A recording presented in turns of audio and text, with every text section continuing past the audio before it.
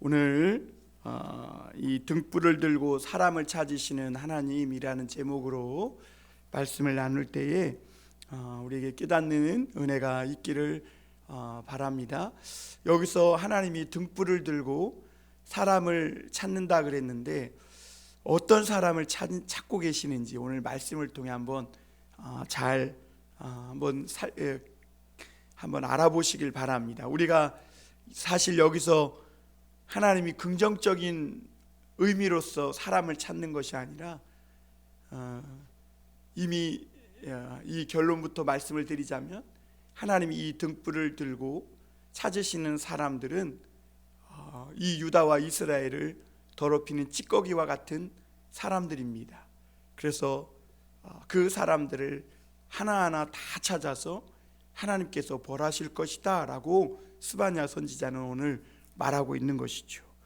왜 하나님은 이렇게 등을 들고 이 사람들을 끝까지 찾아서 벌하시는지, 오늘 무엇이 이 유다와 이스라엘 백성들을 망하게 했는지를 살펴보면서 우리가 하나님 앞에 오늘 어떻게 바른 신앙을 가지고 살아갈 것인지를 생각해 보는 귀한 시간 되길 바랍니다. 근래에 예고 없이 정말 질병과 재난들이 여기저기서 일어나고 있는 걸 보게 됩니다.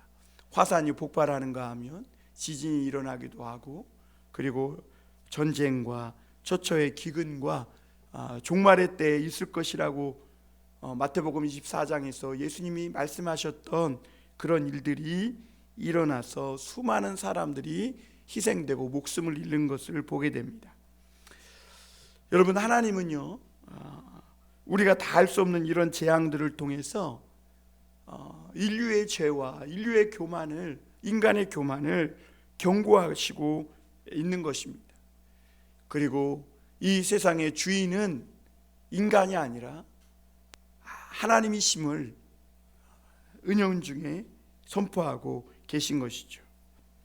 우리가 이 스바냐에 나타난 이 유다 백성들, 하나님을 믿는 사람들의 특징을 보면요, 이들은 늘 이중적입니다. 자기들은 하나님을 믿으니까 하나님은 자기들에게 벌을 내리시지 않을 거야 라고 생각하면서, 한편으로는 세상에서는 하나님이 없는 것처럼, 하나님이 계시지 않은 것처럼 그렇게 하나님을 무시하며 살았던 것을 보게 됩니다. 하나님은 이런 유다 백성이 돌아오기를 오랫동안 기다리셨어요. 그러나 끝끝내 이 돌아오지 않은 유다 백성들을 보면서 하나님은 한 날을 정하세요.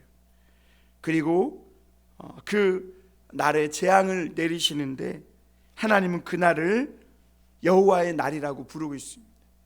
여러분, 여호와의 날은요, 어떤 사람에게는 심판의 날이지만 또 어떤 자들에게는 구원의 날이에요. 그래서 이 하나님이 정하신 그 날, 이 여호와의 날은 이 쭉정이와 같은 찌꺼기와 같은 사람들에게는 엄청난 하나님의 심판이 도래해야 하는 날이지만, 그러나 그때까지 믿음을 지켜 알곡과 같이 하나님 앞에 그렇게 인내하며 믿음으로 산 사람들에게는 하나님의 이 구원의 놀라운 은혜를 경험하는 기쁨의 날인 것이죠. 오늘날도 마찬가지입니다. 오늘날도 하나님이 온 세상을 심판하시고 벌하실 때 믿음의 사람들에게는 그 날이 구원의 날일 것입니다. 그러나 하나님이 없는 것처럼, 마치 자기들이 이 세상의 주인공이고 자기가 자기 인생의 주인인 것처럼 그렇게 살았던 사람들에게는 이 여호와의 날이 두렵고 무섭고 떨리는 심판의 날이 될 것입니다. 요즘은 암에 대한 인식이 많이 바뀌었다고 합니다. 왜냐하면 초기에만 발견하면 얼마든지 그 뿌리를 완전히 제거해서 치료만 잘 받으면 살 수 있다는 겁니다. 그런데 만약 조금이라도 그 암의 잔뿌리라도 남겨놓으면 그것이 재발하게 되고, 그리고 또 치료를 받고 난 후에도 그 생활 습관을 바꾸지 않고 옛날의 그 삶을 그대로 살아가면 결국에는 온몸에 도로 암이 퍼져서 죽게 된다는 겁니다. 그런데 여러분, 우리 인간에게 이런 육신의 이 질병을, 무서운 질병인 암도 무섭지만 사실 인간에게 더 무서운 암적인 것은 도덕적인 암입니다. 여러분, 이 암은요, 나 하나만 죽고 말아요.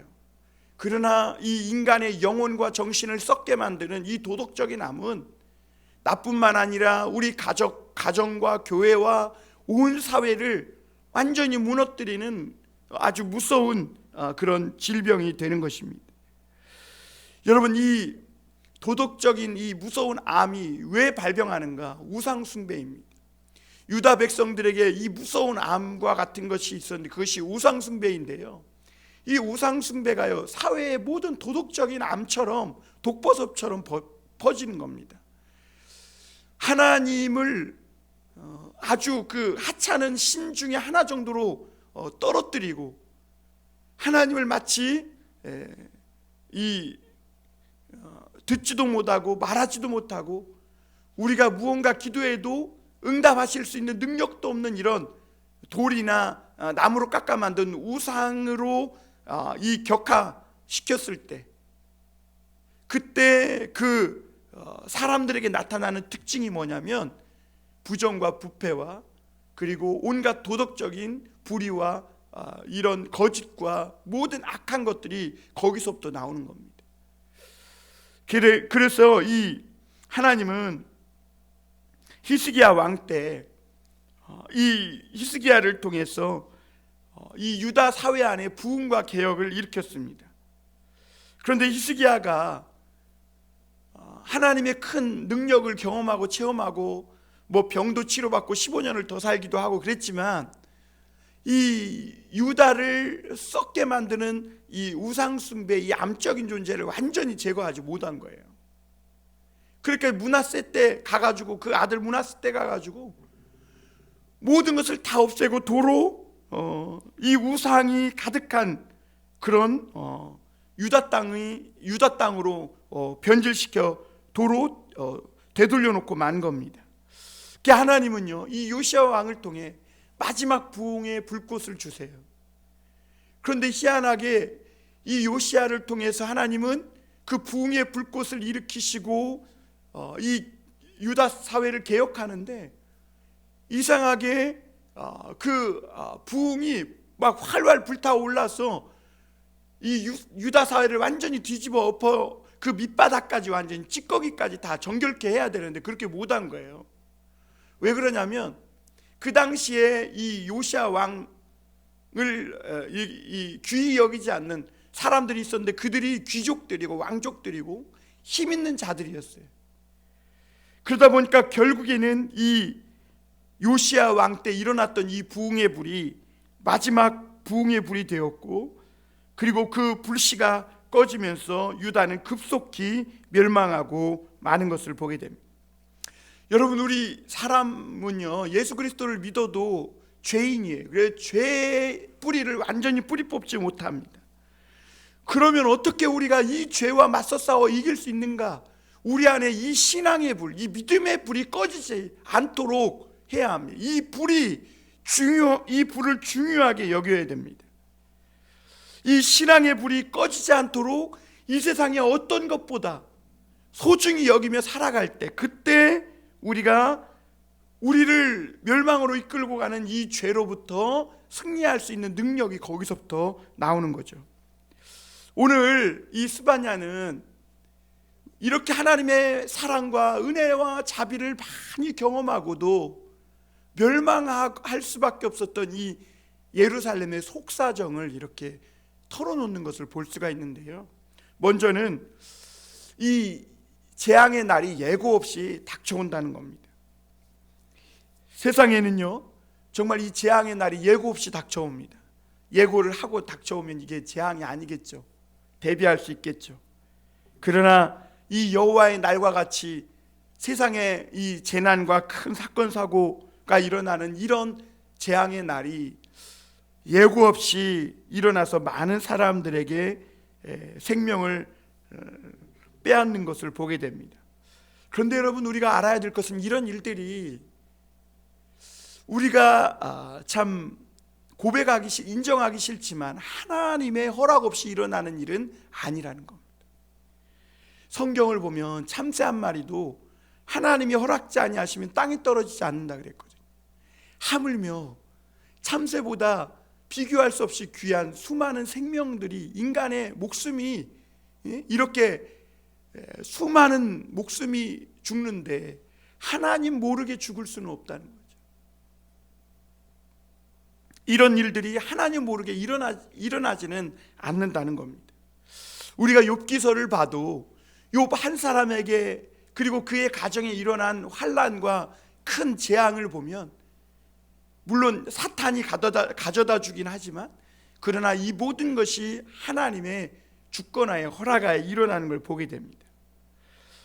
그러면서 우리는 여기에서 큰 의문이 듭니다. 하나님은 자비하신데 왜 이렇게 많은 사람이 죽도록 그냥 내버려 두시는가 하는 겁니다.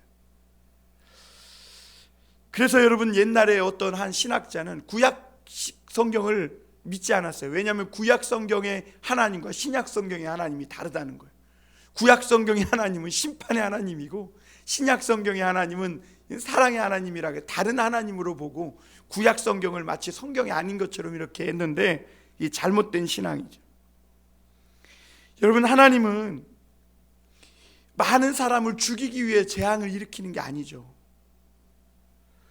오히려 하나님은 이 재앙이 일어나지 않도록 오랫동안 붙잡고 계신 거예요. 그럼에도 불구하고 왜 재앙이 이렇게 일어나는가? 인간의 죄와 교만이 심각한 수준을 넘어선 거예요. 하나님이 그렇게 붙들고 계시지만 그 하나님의 손을 떨쳐버릴 만큼 인간의 죄와 이 교만이 너무나 깊고 높이 쌓이고 쌓여서, 정말 이 하나님이 그 손을 거두셨을 때, 그때 재앙이 터지고 마는 것이죠. 조나단 에드워드 목사님은 진노하시는 하나님의 손 안에 있는 죄인들이라는 이런 설교를 했다 그래요.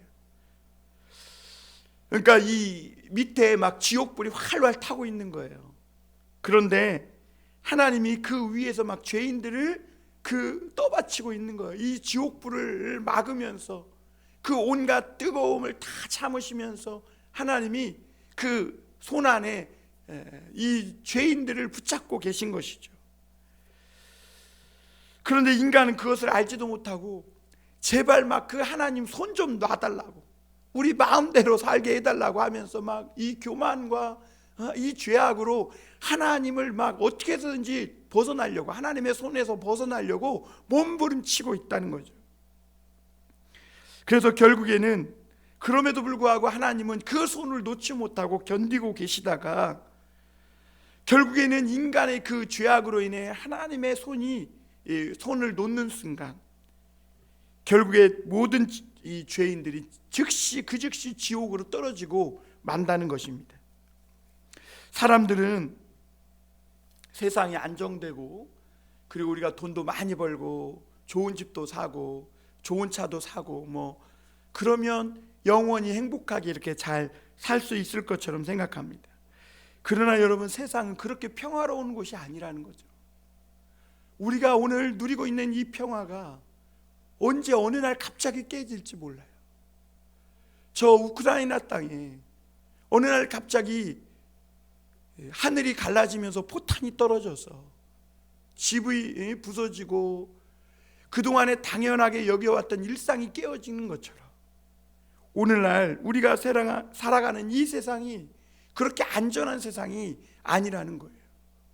그럼에도 불구하고 오늘 우리가 이렇게 평화를 누리고 또 졸리기까지 하면서 예배를 드리기까지 이렇게 참 권태스럽기까지 한 이런 자유로움과 이런 평안함을 느끼고 쉼을 느끼고 있는 것은 하나님의 사랑이 지금 붙들어주고 있기 때문이라는 것이죠.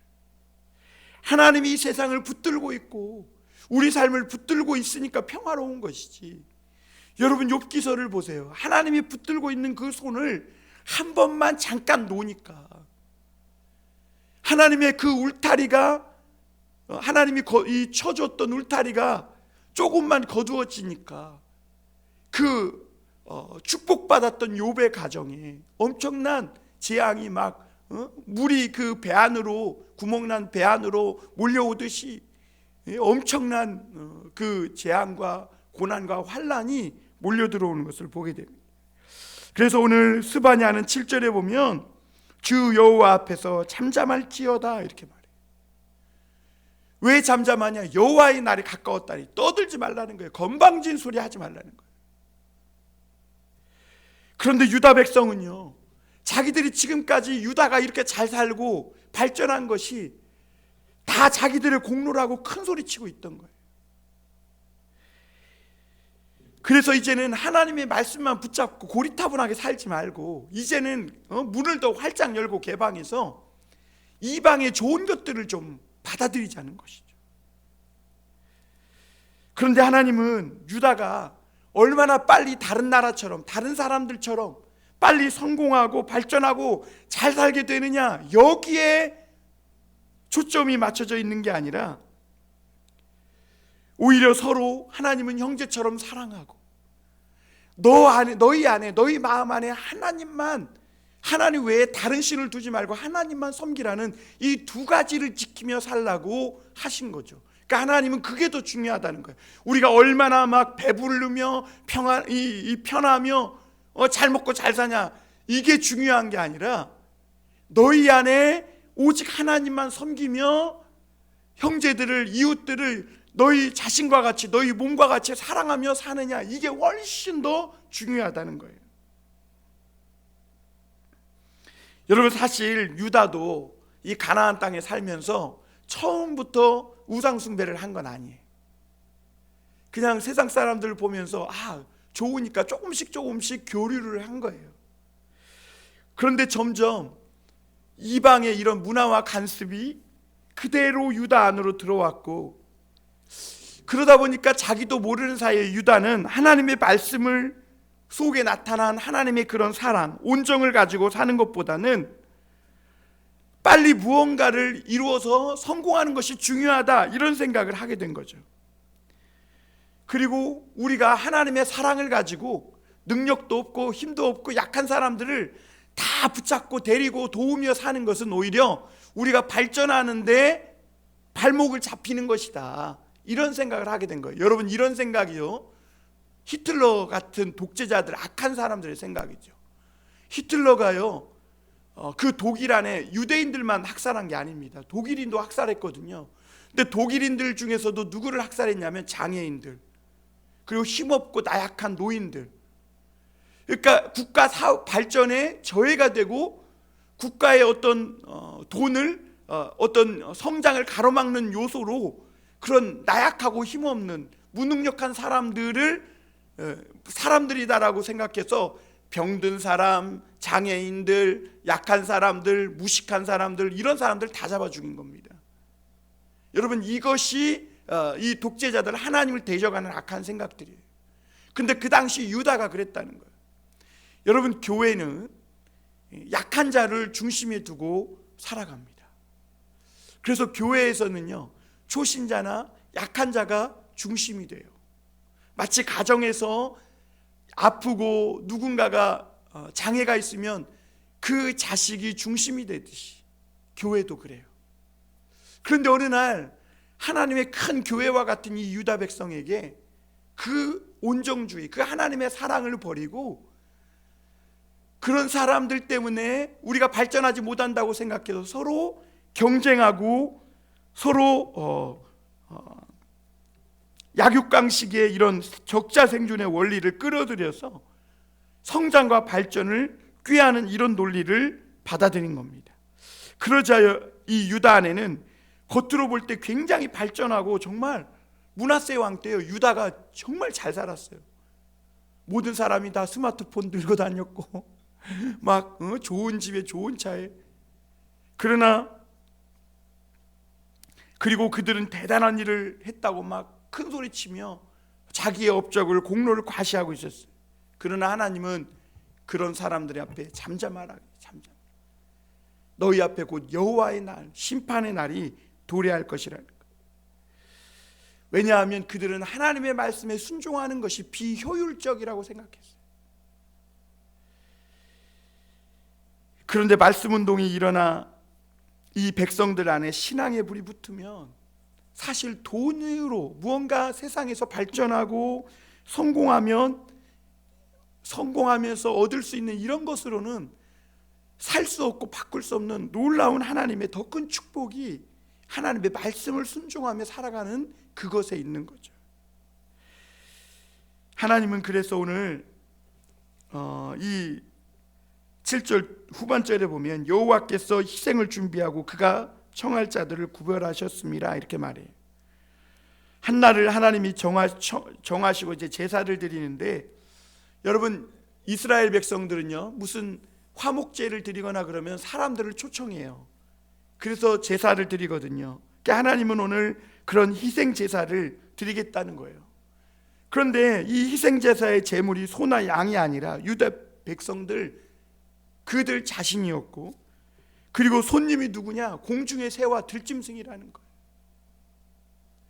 하나님께서 이 유다의 백성들을 희생의 제물로 드리겠다라고 말하고 있는 거죠. 여러분 유다 백성에게 정말 중요한 것이 뭐냐? 얼마나 성장하고 발전했느냐가 아니라 하나님의 약속의 말씀을 지켰느냐는 겁니다. 오늘날 우리 교회도 믿는 사람들도 마찬가지예요. 성장과 발전이라는 명분으로 말씀을 버리고 세상과 타협하는 이런 것들을 굉장히 조심해야 합니다. 그리고 사람들에게 만족과 감동을 주기 위해서 하나님 말씀을 전하지 않고 웃기는 얘기하고 하나님의 말씀과는 상관없는 사람의 귀를 즐겁게 해주는 설교로 하는 것, 이런 것 조심해야 합니다. 오늘날 그리스도인들의 함정이 무엇입니까? 진정한 신앙의 부흥이라는 이 축복을 놓치고 양적인 성장, 그리고 세상에서의 어떤 인기, 명예, 또 세상에서 내가 가질 수 있는 힘, 이런 거에 정신을 빼앗기는 겁니다. 오늘 그러면 유다 지도자들의 상태가 도대체 어떠했길래 하나님은 그들을 희생 제물로 삼겠다고 하시는지 한번 보겠습니다. 8절 9절입니다. 우리 8절 9절에 보면 여호와의 희생의 날에 내가 방백들과 왕자들과 이방인의 옷을 입은 자들을 벌할 것이며 그날의 문턱을 뛰어넘어서 포악과 거짓을 자기 주인의 집에 채운 자들을 내가 벌하리라 이렇게 말합니다. 당시 유다 지도자들은 겉으로 볼 때 하나님의 복과 세상의 복을 다 가진 사람처럼 보였어요. 그런데 여러분 하나님은 사람들이 평가하는 그 평가가 틀리고 이들은 복받은 자가 아니라고 말합니다. 그런데 여러분 이들은요, 오늘 여기 8절 9절에 보면 이 방백들과 왕자들은 이방의 옷을 입고 다녔다 그랬어요. 이방인의 옷을 입고 다녔다. 이게 무슨 말이냐면요, 이들은 그 유다 땅의 지도자들로서 외국에 다니면서 외국 문화와 물품을 접할 기회가 많았어요. 그러니까 막 먼저 이 외국 문물과 이런 문화를 접하면서 자기들은 꽤 유식하고 잘난 사람처럼 그 외국의 옷을 입고 다니면서 그렇게 행세하고 다닌 것이죠. 그런데 하나님은 이웃과 세상과 이방 나라와 교통하지 말라 이런 말을 하는 것이 아니라 그들이 이렇게 다른 이방 나라와 교환하면서 문물을 접하면서 그들의 마음이 거기에 온통 빼앗겨 버린 거예요. 그래서 그들이 하나님의 말씀의 옷을 입어야 되는데 이방 문화의 옷을 입고 이방 관습의 옷을 입었는데 그 이방의 문화와 관습은 뭐냐면 우상을 섬기는 거예요. 여러분 솔로몬 때 그랬죠. 솔로몬 때 그가 1000번제를 드렸음에도 이방 여인과 결혼하면서 자기도 모르는 사이에 그 유다 땅 안에는 이방의 모든 잘못된 우상 숭배와 문물이 다 들어오게 된 것이고, 하나님은 그 솔로몬에게 진노하셔서 그 아들의 때에 그 나라를 둘로 찢어버린 것이죠. 하나님은 오늘 유다 백성 중에 축정이와 같이 하나님의 백성이 아닌 사람들을 솎아내시겠다 그래요. 그리고 그들은 누구냐? 대개 지도층 사람이었다는 거예요. 오늘 여기 보면 방백들과 왕자들과 이방인의 옷을 입은 자들이라 그랬는데 이들은 대개가 지도층들의 사람이에요. 여러분, 유다 왕 중에 여러 번 종교 개혁을 일으키고 큰 부흥을 일으켰었습니다. 그런데 왜 그렇게 부흥이 성공하지 못하고 중간에 불이 꺼져 버리고 말았느냐? 이 지도층 사람들, 힘 있는 사람들이 우상 숭배자들이었기 때문에. 여러분, 오늘 9절에 보면 그날에 문턱을 뛰어넘어서 포악과 거짓을 자기 주인의 집에 채운 자들을 내가 벌하리라 그랬어요. 여기서 문턱을 뛰어넘는다는 말은요, 이게 다른 사람 집의 문턱을 넘으면 그 사람과 만나서 교제하고 성전의 문턱을 넘으면 하나님의 임재를 경험하기 위해서 문턱을 넘는 거잖아요.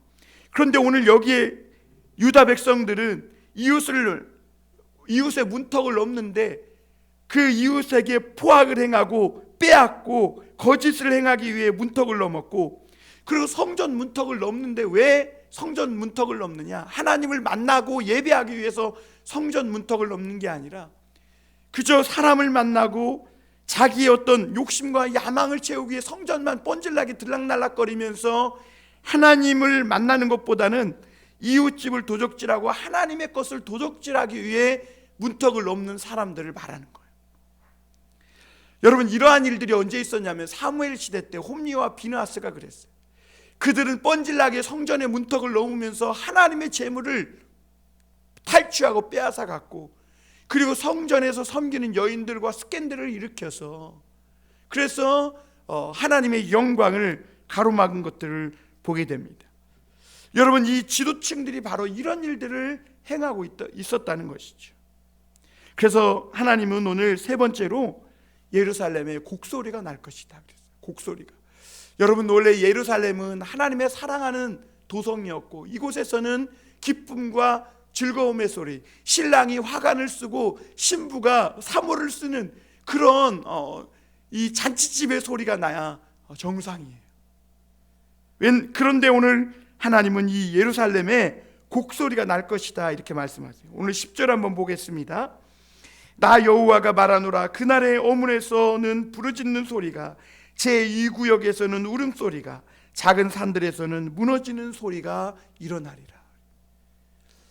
에스겔서에 보면 하나님은요, 이 세상을 심판하실 때 어디서부터 심판하냐면 성전부터 심판하세요. 그 대제사장인 이 에스겔이 다림줄을 갖고 있는데 그 다림줄을 가지고 성전을 측량해요. 그래서 그 다림줄을 대보았을 때 기울어지거나 무너져 있는 그 성전은 다 하나님이 심판하시고 하나님의 집부터, 하나님의 교회부터 깨끗게 하신다고 말씀하고 있는 걸 보게 됩니다. 여러분, 출애굽할 때 하나님의 사자가 애굽을 두루 다니니까 애굽 온 전역에 곡소리가 가득했음을 보게 됩니다. 그런데 오늘 하나님은 그 죽음의 사자를 오늘 예루살렘에 보내시겠다 그래요. 그리고 오늘 여기에 보면 어문에서, 그리고 제2구역에서 울음소리가, 부르짖는 소리가, 그리고 무너지는 소리가 날 것이다 이렇게 말해요. 그럼 여기서 어문 뭐고 제2구역은 뭔가? 어문은 그 말 그대로 피시게이트예요. 피시게이트. 그러니까 갈릴리 바다에서 잡은 물고기들을 들고 나왔다 하는 문이거든요.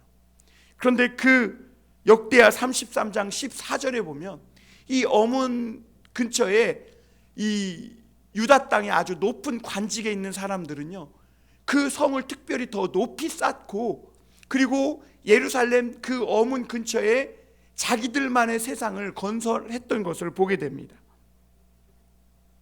그리고 그들은 그 구역을 제2구역이라 불렀어요. 그러니까 예루살렘인데 예루살렘이 아니에요. 예루살렘 안에 부자들만, 힘 있는 자들만, 잘 사는 사람들만 모여 사는 그런 곳이 있는데 그곳이 바로 제2구역이었어요. 여러분, 우리나라에도 그런 곳이 있죠. 뭐 어디 가면 부자 동네 막 이런 것이 있어요. 그런데 여러분, 하나님이 심판할 때 그렇게 부유하다고 잘 산다고 했던 그 사람들이 있는 그곳부터 심판하신다고 그래요. 그리고 그들이 믿고 살았던 그 재물이 자신들을 지켜주지 못하는 그런 엄청난 재앙이 있게 되면서 그들은, 그리고 자신들이 가졌던 이 재물들이 순식간에 다 날아가고 무너지는 것을 보면서 거기에는 애곡하는 소리, 부르짖는 소리, 곡소리, 무너지는 소리가 날 것이다, 이렇게 말씀하고 있는 겁니다. 오늘 11절에 보면 막데스 주민들아 너희는 슬피 울라, 가나안 백성이 다 패망하고 은을 거래하는 자들이 끊어졌습니다 그랬어요. 여러분, 이 막데스 사람들은 막댔어. 정말 막대가지고 하나님의 말씀을 저버리고 마음대로 막 살았어요. 그래서 이 지역이 막데스인가 봐요. 이 막데스는 그 제2구역 중에서도 아주 중심지였어요. 그 하나님은 이들에게 애곡하라 하시면서 가나안 백성이 다 망했다 그랬거든요. 이들은 누구냐면 가나안 사람들과 교역을 하면서 은으로 된 우상을 사서 그 유다 땅 안에 우상 숭배를 퍼뜨렸던 그런 힘 있는 사람들이었음을 보게 됩니다. 여러분, 세상에는요 정말 아무것도 아닌데 우리에게 하나님의 능력을 마비시키고 다 빼앗아가는 그런 것들이 있어요. 예를 들면 술이나 도박이나 또는 게임이나, 그리고 하나님보다 더 사랑하는 돈이나 이런 우상과 같은 것에 빠지면 우리 성도들에게서 하나님의 이 능력이 마비되고, 그리고 아무리 성도라도 죄와 싸워 이길 수 있는 능력을 상실하게 되는 거예요. 이런 사람들은 대개 입으로만 주여 주여 해요. 마귀는 이런 사람을 그런데 바보로 생각하는 거예요. 왜? 능력이 없어. 마귀가 유혹할 때 속절없이 끌려나가고 한 번도 거부하지 못해. 하나님의 능력이 없는 거예요. 그래서 사도 바울은 하나님의 나라는 말에 있지 않고 능력에 있다 그랬어요. 우리 안에 신앙의 부흥이 막 타오를 때는 죄와 마귀의, 아까 아무리 유혹해도 나 그런 거 안 해. 나는 지금 뭐 할 때야? 하나님 앞에 기도하고 예배할 때야. 나는 하나님의 자녀야 라고 하면서 사탄아 떠나가라, 하나님의 말씀으로 싸워 이기는데, 우리가 이런 죄나 이런 게임이나 도박이나 술이나 우리가 쉽게 얽매일 수 있는 이런 죄에 빠지면 이런 모든 능력이 상실되고 마비되고 마는 거죠. 오늘 12절에 보면 하나님은요, 우리 12절 한번 같이 읽어볼까요? 시작. 그때 내가 예루살렘에서 찌꺼기 같이 가라앉아서 마음속에 스스로 이르기를 여호와께서는 복도 내리지 아니하시며 화도 내리지 아니하시리라 하는 자들을 등불로 두루 찾아 벌하리라. 여러분, 오늘 하나님이 등불을 들고 찾는 사람들이 누구예요? 하나님은 복도 내리지 않고 화도 내리지 않는다. 그래서 그 마음에 찌꺼기 같은 것이 가라앉아서 마음속에 더럽혀진 자들을 하나님은 등불을 들고 끝까지 찾아가서 한 사람 한 사람 다 찾아서 벌하실 것이다, 이렇게 말씀하세요. 여러분, 소크라테스는요 대낮에 아테네 이 시장 골목을 등불을 들고 다니면서 도덕을 찾았다 그래요. 도덕을. 여러분, 대낮에 왜 등불을 들고 다닙니까? 그만큼 아테네가 타락했다는 거예요. 어디서도 도덕을 찾을 수가 없다는 거예요. 나중에 로마인들은요 그리스인 그러면 절대 믿을 수 없는 사람으로 생각했다. 여러분, 오늘날 교회가 그러잖아요. 오늘날 예수 믿는 사람들이 그러잖아요.